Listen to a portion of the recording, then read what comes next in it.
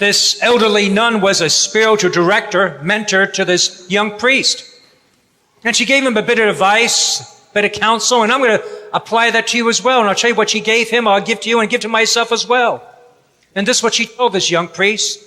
She said to him, "Fear not, you are inadequate." Oh, wow, huh? Funny, huh? Well, he didn't find it. He was a little startled, taken aback. And what if I say that about you? Guess what? You're inadequate. Now, maybe because we're in church setting, it may not ruffle our feathers too much. But what if it was your employer, your boss calls you in and said, "You know what? You're inadequate." We'd be insulted.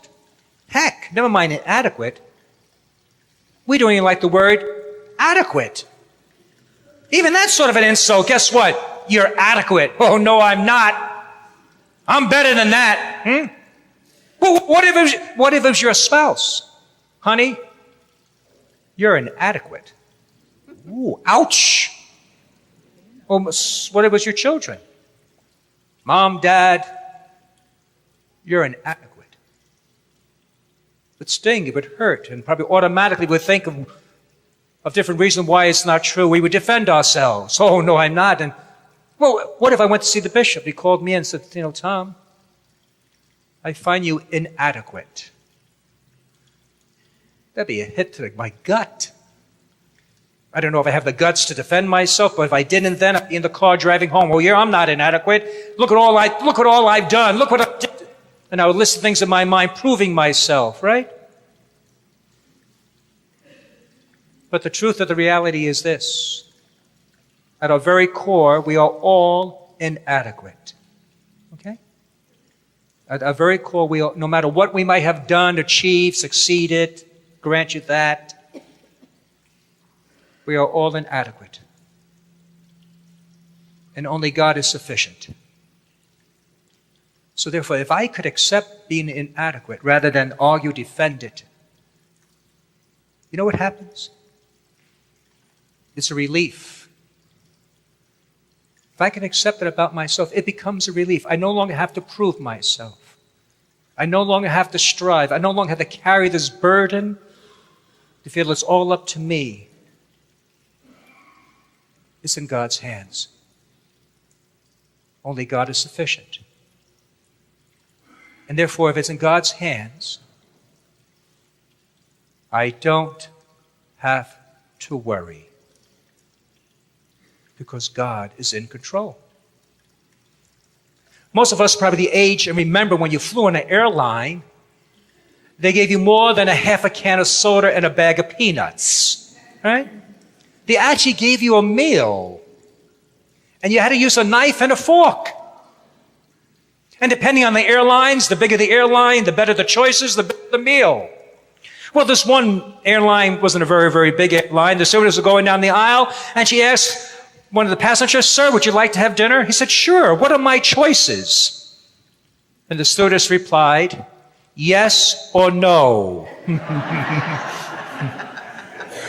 Yes.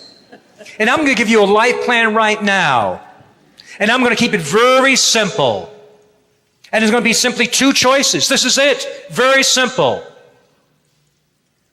Either you can go through life trusting in God, or you can worry. That's the choice. I can go through life trusting in God, or I can worry. And the choice is up to you. So what's worry? Worry comes from an old English word which means to strangle. Is that appropriate? To strangle. I can sure of all of us have worried. Can't sleep at night. Keeps us awake. May affect our appetite, can't eat. And not only that, but even during the day, you get these pervasive thoughts that just don't let up. They don't stop. They just invade your mind, and you can't relax. You can't rest. You can't let go of it. That's worry. In contrast to concern. Concern is healthy. It evokes an emotional response, perhaps empathy, and even an appropriate action if we can do something. Now, this may surprise you, but many people come up to me and share their difficulties. Things like, my husband is dying of cancer. I want you to know this. I do not worry about your health. Okay? I don't worry about it. I don't worry if you're dying. What? You're the past? No, I don't. I don't worry about your job, whether you have one or not. I don't worry about your kids. Yes, even the child that may be gone the wrong path, I don't worry about them. What do you mean you don't? What kind of person am I, right? How could I read those petitions in the Adoration Chapel? And some touch me deeply. Why, one was two young girls whose dad died some years ago, and now that their mom just died. They're sort of orphans. I don't worry about them. Well, let's reverse roles. What if I told you I went to the doctor this week, and the doctor told me that I have cancer and I have less than a year to live? I think if that were true, what would happen probably? It was like, oh, gas maybe? No. But after that, guess what? You'll leave church, and if you haven't, you probably go out and have breakfast. Or I might be the top of a conversation. You'll eat, probably watch TV, and you probably get a good night's sleep. You're not going to worry about it, and I'm not offended, but hopefully you have some concern. Maybe a note or card or prayers, right? I don't worry. So what do we worry about? You know what we worry about? Jesus said, it's what you are devoted to. That's what you worry about. What you are attached to. That's what you will worry about. Oddly enough, I worry about this. A week or two ago, I found out I had mold in my house, so I had to get out and move across the street where Father Ilario used to live. The house was vacant. And so I settled in, me and my two dogs. And then I just remembered, well, a year or two ago when I went across to the two-story house, Bosco Villa, had my dogs, and they put out these little rat poison, little pellets in the house, and Lily grabbed one. Luckily, I caught something in her mouth. Took it to the vet, and they had to clean her stomach, and she was, luckily okay. But anyway, I'm lying in bed there thinking, oh my God, what if Father Lario put rat pellets in this house? My mind started racing. Oh my goodness, they're gonna, I get up and have to search the whole house. But even if I search the whole house, I tell myself, well, maybe you missed a corn or a nick. Maybe you missed a little piece, and I'm getting these thoughts. She's going to chew it. She's going to die. Oh my, you're going to wake. I see all this scenario.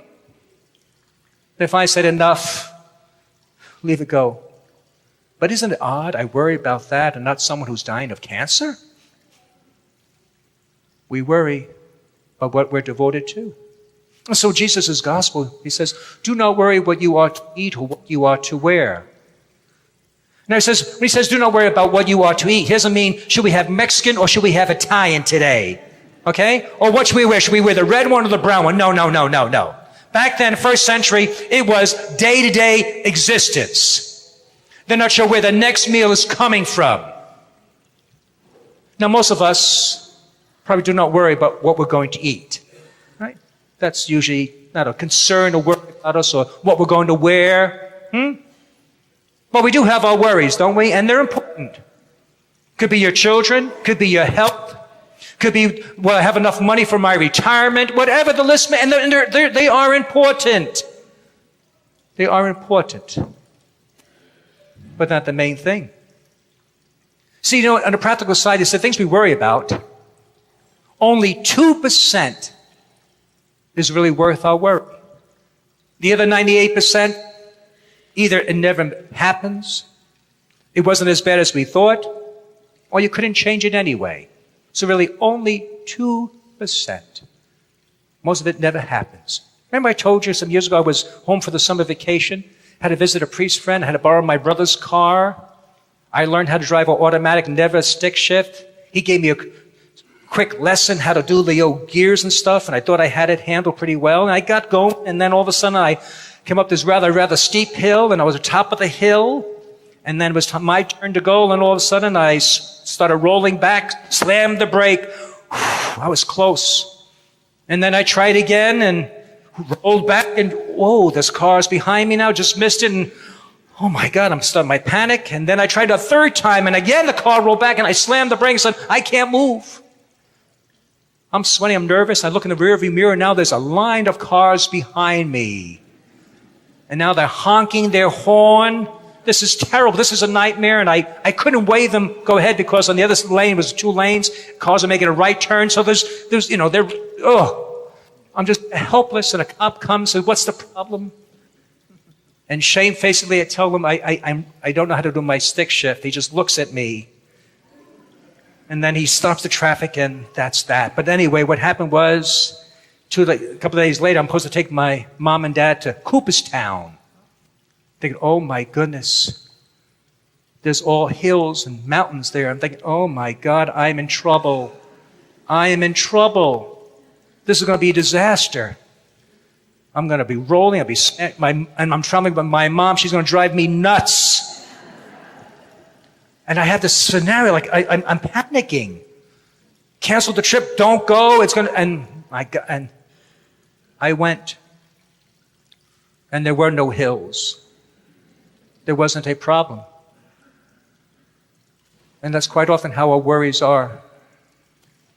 We create these scenes, we imagine these events, and they never happen. You know about worry? As much as it bothers us, we become friends with worry. We actually think it helps. We think there's a benefit to worrying. For one thing, if I didn't worry, what kind of person would I be? I mean, if you think I'm callous or hard, wait, how can you not worry? Did you see? Yeah, I have to worry. It shows that I care. It shows my love, my devotion. If I don't worry, it looks like I'm flippant. Oh, no. In fact, when someone worries about us, your mother was worried sick about you. Really? Wow. That's how important I am. She couldn't eat, she couldn't sleep because of me. And so I feel good to hear that. Not only that, we may think sometimes that our worry helps. That's right. We think if I worry, it's going to prevent this from happening. And logically, it doesn't make sense, but we think, as long as I worry, especially if things turn out well, we say, see, it worked. Thank God I worried. Of course, that's crazy, but we tend to think that. So what do we do when we worry? What can I do? One thing is this. When people say, well, you can't tell yourself, okay, don't worry. It's like telling yourself, you can't sleep, go to sleep. You ever try to do that 2 a.m? I got to go to sleep. It just makes it worse. The harder you try, the harder it is. Same thing with worry. It doesn't work that way. So I say this, if you're in the habit of worrying, you get yourself in a period, it's this. Allow yourself a worry timeout. That means tell yourself, okay, right now I can't think about it, but it comes at 5 o'clock, from 5 to 5:15, I'll allow myself to worry, to think about this. And your mind, knowing that it's going to have some relief, said, okay, I'll wait till then. And it does help. If you find yourself that, because it's very difficult breaking cold turkey. It's quite hard. So give yourself, come a certain time, allow myself to worry, but right now I got to do this. And the mind says, okay, I'll wait till then. Some people wear a rubber band. And whenever they start to worry, bang, and they sort of catch themselves. Oh, I can't, wow, that's right, can't do it. And they catch themselves, bang, and after a while, you're stopped. That or you hurt your wrist. The other thing may sound kind of strange to you as a priest saying this, do not pray about your worries. What? Do not pray about your worries. Well, tell them to God and then leave it. Because what happens when we pray about our worries? We're just reinforcing this terrible scene. Oh, dear Lord, please, if he has cancer, he'll get sick, and the kids, and I don't have money. And we just create this, and we just get worse. We think we're praying, but we're just telling our problems out loud in our mind. So don't do that. Tell God one time and then say, Lord, it's yours. What some people do is they have a God box. Doesn't matter what the box looks like, right? A God box, you may have heard of that. And whatever their worry is, they write it down and they put it in the box. Say, Lord, I'm handing it to you. Or some have what I call a God bag.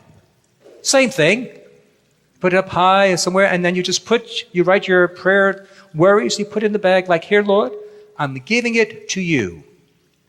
And what happens if you still worry? Well, if you still worry, you got to reach in the bag and take out your worry. And you got to hold it in your hand. And now you visibly know what you're doing. You're saying, Lord, I really don't trust you. I'd rather hold on to this and worry. Really? See how silly it sounds? Lord, I don't want to hold on to this. I'll give it back to you. And that can help. When you actually take an action and you can see yourself what you're doing. But what did Jesus say? What did Jesus say? He said, look at the birds in the sky. You know how strange that sounded to his audience? I'm worried about my next meal, and you want me to look at the birds? What are you, crazy? No, he said, look at the birds. Okay. They don't have a 401k. They don't have a retirement plan. They don't have Social Security. But your Father takes care of them. Are you not more important than the birds? Are you not more important than a bird? Well, yeah. Yeah, I am. Then your Father will take care of you. And he said, then isn't life more than food? I mean, does life equal food? No, of course not. Even your worries are put as they are. Life doesn't equal health. Life is more than health. Life is more than job. Life is more than even being married or not married. Seek first his kingdom. So if you want your provisions, you do not seek things, you seek God. And God said, I will take care of it.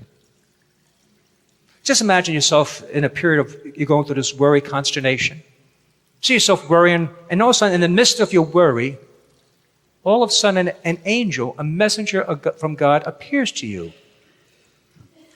You're startled, and this angel has a message for you. And it's simply these two words. An angel says to you, God knows. You say, well, what? Huh? What? God knows. And then the angel starts to leave. And you say, well, what do you mean? What do you mean, God? Wait, what is that? God knows. And the angel's gone. What would you do with that? Would it help you? Would you say, well, gee, God knows. Well, if you know, I guess, then it's in your hands. Then I'm not going to worry. For God knows. And so whether we have an angel who speaks to us, those words are no less true. Whatever you're going through, whatever it may be, God knows. Pope John the 23rd is going to be canonized next month. He's the one who started this big rumpus in the church with this Vatican II thing. People still say, whoa, still recovering, or whatever you want to say. So it must have been a very, very difficult time. Dealing with the criticism, the stress, the shakeup. It said from time to time, he would make a little visit before going to bed, and he'd go down to the chapel, and he'd simply poke his head into the chapel and just say, God, it's a long day, I'm tired. I'm going to go to sleep. After all, I said, it's your church. You take care of it. Good night. And that's the same with us. Lord, my children, they're your children. My job is your job. You take care of it. I'm tired. I'm going to sleep. It's in your hands. You see, in our minds, you can't have worry and faith. There's enough room for worry and faith. Only you decide who gets to live there. You decide. Is it worry or faith? Because it comes down to those two choices. Either you can trust in God or you can worry.